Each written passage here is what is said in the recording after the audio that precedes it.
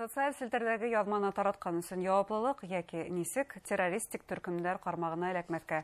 Һаумыгыз, эфирда интервью, студияда Гөлсемә Эштанова.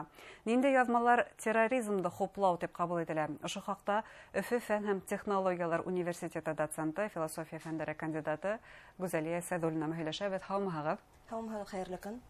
Гүзәлия Рәүфовна, нисен кайбер язмаларда тараткан өчен яуаплылык индерелде? Бу шул тиклем мотлак кирәк сарайны ул. Әлбәттә, әгәр дә без ямгиятта караганда кайһы бер группалар төбәтәрен бу каршы кабул иттеләр, шул сикләүләр индергәнгә. Минем уемса, бу бик кирәкле сараларның береһе. Ни өчен дигәндә, социаль селтәрдә интернет, рунет, ул барлыкка килүе экстремизм, терроризм, яңлыш кыйммәтләрне таратуга зур бер платформа булып тора. Ни өчен дигәндә, әгәр дә бер телевидениела я булай газета, журналларда нисектер цензура булһа, интернет селтәрендә цензура юк. То есть нимә теләйем, шуның турында язам. Һәм күп осракта яшьләр, олы яшьләр, яшьтәге кешеләр, үсмерләр моны шул селтәрләрдә шуларның кармагына эләгә.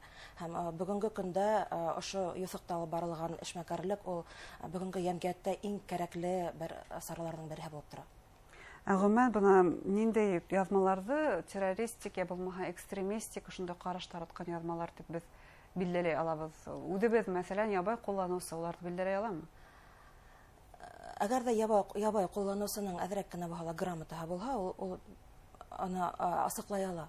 Ул террористик дип әйтмәсәм, ул экстремистик. Экстремистик, то есть ул битендә пропаганда. Социаль сетьләрдә ул пропаганда бара. Терроризм ул экстремизмның иң крайний нөктәһе бит инде. Һәм бу осракта мин распространение пропаганда терроризма дип түгел, именно пропаганда экстремизма дип әйтәм. Бұл яқтан нимәһе бүгінгі көндә қиынлык тудыра. Фәнни яктан караганда ла, правовой яктан караганда ла без экстремизмның нимә икәнен белмәйбез әлегә.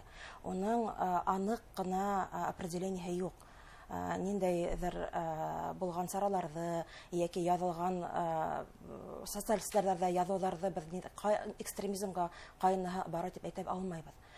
Экстремизм турында язмалар дип әгәр дә ул милләтара ызгыш тудырһа, яисә ниндәйдер менә безнең илдә илгә каршы ниндәйдер язмалар булһа, кешегә каршы язулар булһа, менә шулар экстремизм дип әйтәлә.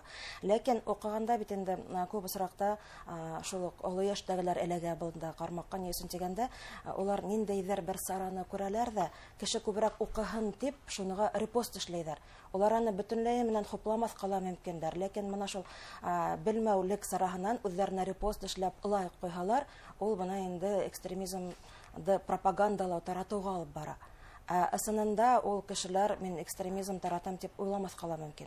Менә шул белмәүсек алып килеп сыгара инде пропагандага. Ни өчен менә лайк куйган өчен, репост эшләгән өчен яуаплыкка тарттыралар? Әгәр дә мин бер постка лайк куйһам, минең нисә подписчигым бар, нисә дусым бар, миндә улар бөтәһе күрәләр. Димәк, таратусы була. Таратусы була. Әгәр дә минең бүгенге көндә 1000 дусым бар икән, 1000 дусым минең нимәгә лайк куйганымда күрә. Һәм әлбәттә үзләренең социаль селтәрләрендә, сәхифәләрендә караганда, улар бер күземнән генә күз халып үтеп китәләр шул язмага. Әгәр дә һин лидер мнение икәнең, ниндәйдер һинең белемең бар икәнең, әлбәттә ул пропагандага килтерә. Һәм социаль сетьләр улар бит нейросеть һәм эшләй. Әгәр дә һин берәй язмага лайк куяһың икән, ул һиңа шундайрак язманы, ул һиңа артабан дәвам итә, сыгарып тора. Һәм һин теләһеңме, юкмы, шундай язмалар һиңа күбрәк килә һәм үзең дә белмәй калырга мөмкин, нисә китеп экстремизм. Димәк, кармакка бына шулай эләгергә мөмкин. Бер тапкыр гына йөрәккә басһаң, лайк куйһаң, бер тапкыр гына һин инде артабан шундай язмаларда укыйһың, уларның күбеһе тап эмоцияларга басам. Тап эмоцияларга басам яһай, кешенең эмоциясына, уның уй кыйммәтләренә, улар нимә турында уйлайдар.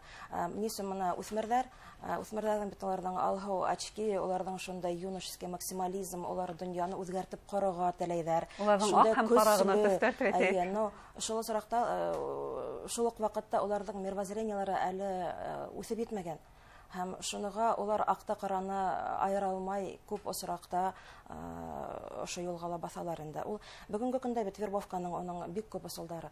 Мәсәлән, берәй нисек да вербовщик ултыра социаль сетьләрдә группасы, мәсәлән, бесәйде яратучылар. Бәләкәйҙәр моны бернисә бесәйҙе ҡуя, шунда мотор картиналар ҡуя, нисек тәрбиәләргә өйрәтә, определенный контент йыйып ала, бернисә көндән пост һала бит инде моны шул бесәйҙе ҙур машина бәреп үтеп киткән дип.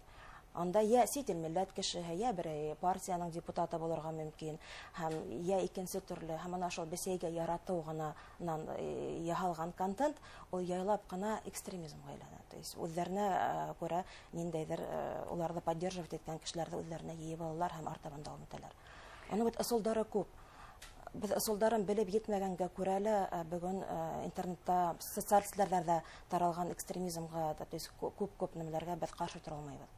Гомумән Гөлзәрә сектор бына шулай да бүлгеле буламы? Ниндидер социаль категория, бына һез әйттегез, үсмерҙәр һәм өлкән яшьтәгеләр йышыраҡ ҡармаҡҡа эләгә дип.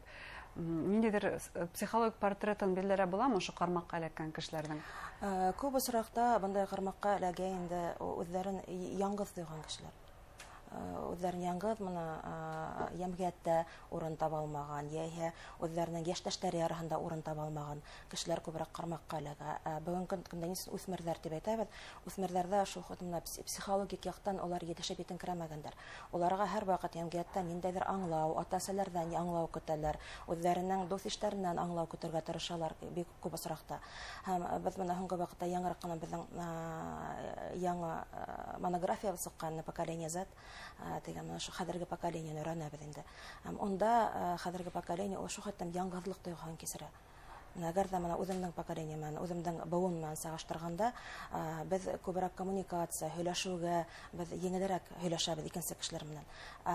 Хәҙерге үҫмерҙәр, улар психологик яҡтан одинокий, яңғыҙҙар. Һәм ул шул үҙенә нисектер яҡлау, аңлауҙы улар социаль сетьләрҙән табалар. Уларға иғтибарлылар. Уларға иғтибарлылар, уларҙы аңлайҙар. Унда бит психологтар ултыралар, унда бит ябай кешеләр ултырмайҙар, психологтар, психологик яҡтан грамоталы кешеләр. Һәм шунан вербовка була инде йәш быуында. Оло быуын күбеһенсә аңһыҙлыҡтан, белмәүсәнлектән, ни өсөн тигәндә, беҙ бына цифровой поколение тибеҙ, цифровой быуын. Оло йәштәрҙә оло быуын вәкилдәре бөтөнләй икенсе төрлө аң. Һәм уларҙың уйынса, әгәр дә нисек мен күберәк репост эшләйем, үҙемдә күп кеше шул нисә насар нәмәләрҙе күрә тип уйлайҙар. Һәм ғәҙеллеккә алып баралар, ләкин былар бөтөнләй икенсе юҫыҡҡа китерәләр. Бына шулайыраҡ. Нисек һуң көрәшергә һуң? Нисек бына аңлатырға кәрәкме йәштәр араһында, өлкәндәр араһында? Ҡай ваҡытта аңлата башлаһаң, ҡаршы фекерҙәрҙә ишетәһең? Аңлатыу эштәре алып барырға кәрәктер тием. Ни өсөн тигәндә, мына шул закондар беҙ ҡабул иткәндә лә, законды ҡабул итеүгә кәрәкмәй, законды аңлатыр кәрәк. Ни өсөн беҙ шул законды ҡабул итәбеҙ? Ҡайһы яҡтан ул беҙҙең йәмғиәттең үҫешенә ярҙам итә. Шул уҡ үҫмерҙәргә, оло быуын вәкилдәренә ҡайһы яҡтан ярҙам итә. Беҙ күбеһенсә законды ҡабул иткәндән һуң, беҙ аны мәғлүмәт сараларында яҙып ҡына ҡуябыҙ. Менә шундай закон ҡабул ителде. Һәм әлбиттә, ниндәй генә закон ҡабул ителмәһен, уның яҡшы һәм кире яҡтары бар. Менә шул ыңғай яҡтарын халыҡта аңлатыу кәрәк бөгөнгө көндә. Шул уҡ менә репост, лайк бит инде. Әгәр ҙә лайктар өсөн яуаплыҡҡа тарттырабыҙ дип әйтһәләр, был күп кенә йәмғиәттәге кешеләрҙең кире яғын күрһәтәсәк. Күп кенә кешеләр быға ҡаршы буласаҡ. Һәм шул осраҡта аңлатыр кәрәк инде, ни өсөн шундай закон ҡабул ителә. Ҡайһы яҡтан бөгөнгө көндә шул репост, лайк, ниндәйҙер яуаплылыҡ. Ни өсөн бөгөн менә цифровая грамотность тибеҙ, менә бар финансовая грамотность, бар цифровая грамотность. Һәм цифровая грамоталыҡты инде бәләкәй балаларҙан аңлатыр кәрәк. Ғаиләләр менән эш алып барыр кәрәк. Әгәр ҙә үҫмер бала ниндәйҙер социалистәрҙә группаларға эләгә икән, баланда ата-әсәһенең ҡарап етмәүенән тора. Беҙ күп осраҡта мәктәпкә һылтайбыҙ бит, менә мәктәп аңлатыу эштәре алып бармай тип. Ләкин мәктәптә унда йөҙләгән бала ултыра. Ғаиләлә 1-2 бала. Әгәр ҙә ғаиләлә ата-әсә үҙенең балаһының тәртибен ҡараһа, ыңғай яҡҡамы, ниндәйҙер бәлки аңлашылмаған поведение килеп сығалыр, атрибутикалар килеп сығалыр. Мына шуныға иғтибар итергә кәрәк. Көнөнә 1 ярты сәғәт балаңа игътибар итһәң, аның кайсы социаль сәләтләрдә тора. Ул ниндәй уйлар менән бүген, ниндәй музыка тыңлай, ниндәй китаплар укый, бергәләп шул китапларны укыган китапларны бергә утырып һөйләшһәң шул китап турында. Әлбәттә, был бик хәтта музыкалы әһәмияткә ия. Музыкалы бик күп бүгенге көндә, әгәр дә йырларда тыңлаганда, шул йырларда ла бик күп хүзләр, ярдәм хүзләре, ярдәм музыкага, шул экстремизм карамагында. Без бит инде күп осракта без музыкага әллә әһәмият бирмәйбез. Без тыңламайбыз, бала тыңлай, аның ниндәй хүзләр икәнен тыңламайбыз, карамайбыз. Ул бит инде көне буе тыңлай шул йырды. Ысқындырып албылам баланы бу кармактан. Әлбәттә, ысқындырып албыла. Бында инде гаилә, психологтар менән, мәктәп менән бергә эшләр кирәк. Куркмаска кирәк. Әгәр дә эскә бикләнһәң, минең балам менә шундай эләкте, мин бүгенге көндә бер ничек тә ярдәм итә алмаем дип үзеңдән куркыныңа бикләнһәң, әлбәттә бер нәмә эшләп булмай. Җәмгыять менән, мәктәп менән, яшьтәшләре менән әлбәттә ысқындырып була. Гүзәл Рафуна, буны әйттегез, мәктәп һәм гаилә тигез, әмма бу бөтен җәмгыятьнең эше, шулай бит. Бөтен җәмгыятьнең эше ул. Телевидение, матбугаттың да, гаиләнең дә, бөтәбезнең дә. Һәм шул исәптән галимнәрнең дә, югары уку йортының да. Һеҙҙең университет тарафынан ниндәйҙер ошо үҫмерҙәргә ярдәм сараһы я булмаһа аңлатыу эштәре алып барыламы? Безнең координационный центр бар, противодействие экстремизму, терроризму. Һәр вакыт менә без яңа килгән студентлар менән аңлатыу эшләре алып барабыз. Үземнең предметтар аша укытканда ниндәйдер закондар кабул итә икән, без аны аңлатабыз. Яһә җәмгыятьтә ниндәйдер бер вакыйга булһа, без шуны башынан алып алагына хәтлем тикшерәбез. Студентларнан бергә ни өчен ул шуларга килеп җиткән, ни өчен кайһылар кеше яуаплыкка тарттырылган, бу яуаплыкка тарттырылмаса өчен нимә эшләр кирәгене, шул ук социаль сәтләрдә постларда карайбыз. Нинди пост ул үзендә экстремистлык карашлар, мисал килтерәбез дә. Һәм без менә организация работы с молодежью, яшьләрдә әйдәүчеләр, специалистларын әзерләйбез һәм әлбәттә улар белергә тиешләр инде. Нисегәрәк, кайһылайрак итеп аңларга, белергә. Бу ябай кешегә аңлавы кыендыр аны тием. Ни өчен дигәндә, без кайбер постларда язылган, селтәрләрдә язылган ниндәйдер информацияны укыганда, без даже экстремизм дип уйламайбыз да.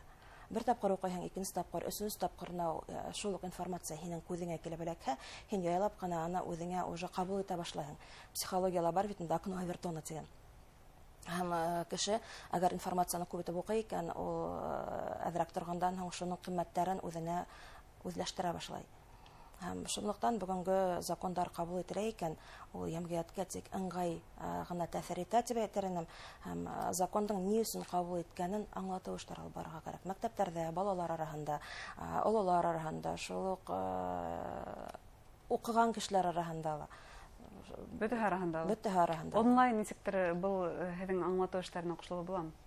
Әлбәттә була. Ниндәйҙер бәләкәй генә подкасттар, бәләкәй генә видеороликтар һалырга була. Бүгенге көндә бит инде бөтен яшьләр улар онлайн селтәрҙәрҙә утыралар. Һәм шул ук менә яңа группалар төҙөп аңлатыу эштәре алып барыуы ул минеңсә ыңгай яҡҡа гына килтерә. Ҙур рәхмәт әңгәмәгеҙгә. Терроризмға ҡаршы, экстремизмға ҡаршы бергәләп көрәшәйек. Хөрмәтле тамашасылар, Өфө фән һәм технологиялар университеты доценты, философия фәндәре кандидаты Гүзәлия Сәҙуллина менән һөйләштек. Иғтибарығыҙға ҙур рәхмәт.